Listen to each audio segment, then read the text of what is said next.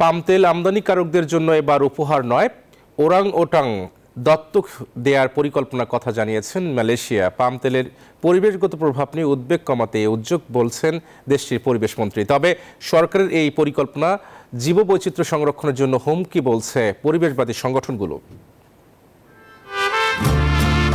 বিশ্বের দ্বিতীয় সর্বোচ্চ পাম তেল উৎপাদনকারী দেশ মালয়েশিয়া।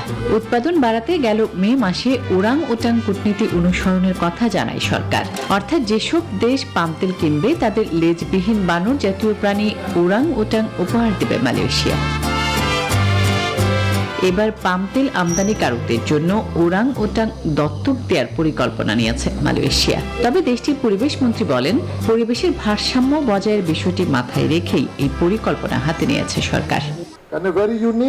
পাম অয়েল আমদানিকারকরা ওরাংওটাং সুরক্ষিত রাখতে চাইলে প্রাণীগুলোর প্রাকৃতিক আবাসস্থল সাবাহ অঞ্চলে তাদের সংরক্ষণে সুযোগ দিতে প্রস্তুত মালয়েশিয়া।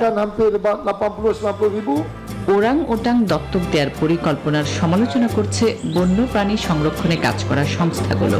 এটিকে জীববৈচিত্র্য সংরক্ষণের হুমকি বলছে তারা। মূলত চীনের পান্ডা কূটনীতিতে উদ্বুদ্ধ হয়ে এই পরিকল্পনা বাস্তবায়নের চেষ্টা চালাচ্ছে মালয়েশিয়া সরকার। আসমাতুলি, নিউজ 24।